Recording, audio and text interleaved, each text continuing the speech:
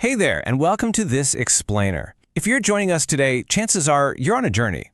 A journey of self-discovery, of growth, and, well, of healing. But here's the thing about that journey.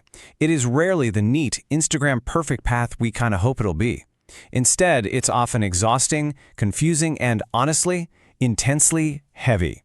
Today, we're going to look closely at exactly why healing trauma takes such a massive toll, and why the hardest parts are actually a beautiful sign of growth. We've got some fascinating concepts to cover, so let's just jump right in. Okay, let's dive into this. Have you ever decided to finally start working on yourself? Maybe you started therapy, began journaling, or just made a firm vow to set better boundaries in your life. But then, to your total surprise, you found yourself suddenly more tired, irritable, and just feeling way more off than before you even began. You look at other people who seem to be moving forward so easily, and you literally can't help but ask, why does healing feel like I'm actually getting worse? Well, it really comes down to expectation versus reality. When we start healing, our expectation is often that it'll be like fixing a leaky faucet. You get in there, tighten a few bolts, stop the drip, and bam, you're done. But the reality? The reality is more like trying to fix that faucet only to realize the pipes are bursting and suddenly the whole basement is flooded. This is what we call the messy middle. It's that overwhelming stage where things look and feel significantly worse before they even start to feel better. Now, if that flooded basement feeling sounds familiar to you, please hear me on this. You aren't failing, and you certainly aren't broken. You're just human. This incredibly messy, chaotic part of your journey isn't a sign of defeat. Actually, it's definitive proof that you are finally moving forward. You're doing the really hard work. Let's move into Section 1, Turning Up Emotional Volume. This is the first big reason why healing feels so intense. So the first psychological mechanism we really need to understand here is emotional numbing. For a very long time, your brain might have protected you by simply turning your emotions down. Think of it like lowering the volume on the TV when a really scary movie is playing. It's a brilliant survival strategy, right? If your feelings become too overwhelming, shutting them down entirely feels so much safer than experiencing them at full blast. But look at the contrast here. In the past, you were in pure survival mode, effectively ignoring those feelings just to get by day to day. But in the present, healing means you're essentially taking the remote and turning that emotional volume right back up. Suddenly, all those feelings you quote-unquote ignored aren't actually gone. They've just been waiting in the wings for a safe place to land.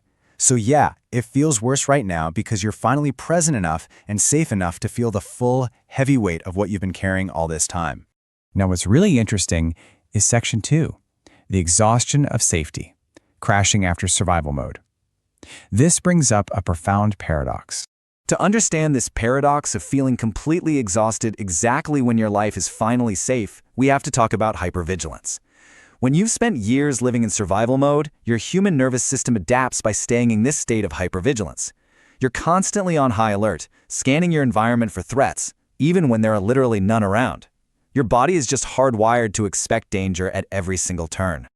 Think of hypervigilance like a computer running dozens of really heavy background programs.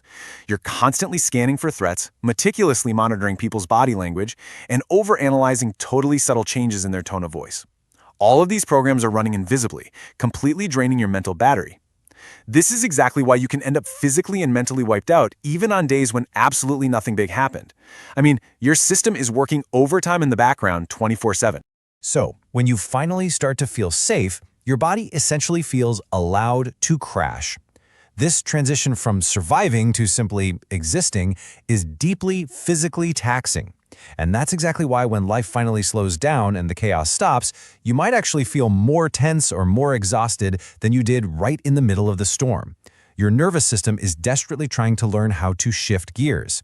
Which brings us to Section 3, shedding your old skin and leaving the supporting character role behind. Because healing inherently changes our social dynamics too. You see, many of us grew up cast in a very specific role, often as the strong one or the peacekeeper. In psychology, this is known as parentification. It's basically when you were handed an adult's toolkit to fix grown-up problems before you even had a chance to truly just be a kid. You were forced into a totally self-sacrificing role way, way too early. And this connects directly to what we call the fawn response. Because of that early parentification, you learned that being easy to love actually meant being easy to need. It meant staying small, keeping the peace at all costs, and remaining unconditionally agreeable. You essentially learn to continually ignore your own narrative just to keep everyone else comfortable. But as you heal, you start to find your own story. You begin shedding this supporting character skin. But here's the catch. Doing so might actually disappoint the people in your life who are very comfortable with the old, self-sacrificing version of you. So please remember this. Guilt isn't a sign you're doing something wrong. It's really just the growing pains of finally choosing yourself. Okay, we've covered the why, but what about the how? Let's move to section 4, tools for the middle and navigating the overwhelm. So the crucial point here is that we need highly effective, grounded methods to shift the brain out of pure survival mode when things get messy. We have 2 powerful steps to look at. Step 1 is name it to tame it, and step 2 is using the circle of control. Let's start with name it to tame it. Therapists use this phrase a lot, and for good reason. Putting specific feelings into words actively reduces activity in the fear center of your brain.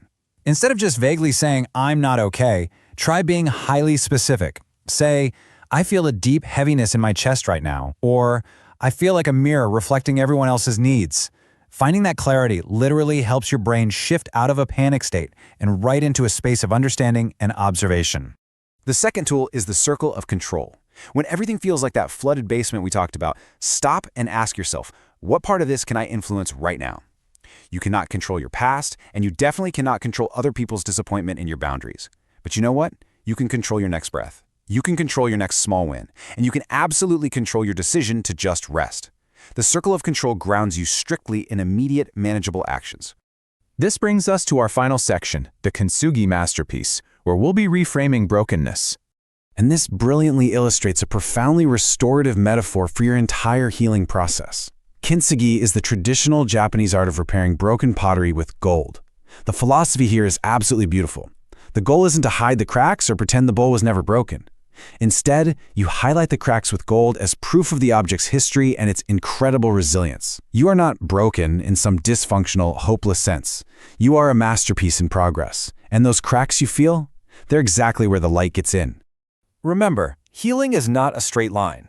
If you're a fan of anime, think of characters like Tanjiro from Demon Slayer or Naruto. They didn't win their biggest battles because they never lost or never got hurt. No way! They won because they kept learning, adapting, and getting back up after every single agonizing setback. True resilience is built through continuous learning right there in the messy middle. If you take nothing else away with you today, please remember this. You don't have to be whole or perfect to be lovable today. You are completely worthy right now, right in the middle of the mess. And by the way, if you need some help sitting with these heavy feelings safely, our sources over at Psych2Go offer a free journaling PDF, grounding worksheets, and a How Are You quiz at psych2go.shop to help you check in with your mental state. I want to leave you with a final thought, a question to carry with you as we wrap up this explainer. What is one messy part of your healing journey that you're learning to be kind to today? Take a moment to really think about that. Feel free to share your thoughts down in the comments, and let's help make this community a softer place for heavy conversations. Thank you so much for joining me to explore this complex, beautiful topic. Keep being kind to yourself, and I'll catch you in the next explainer.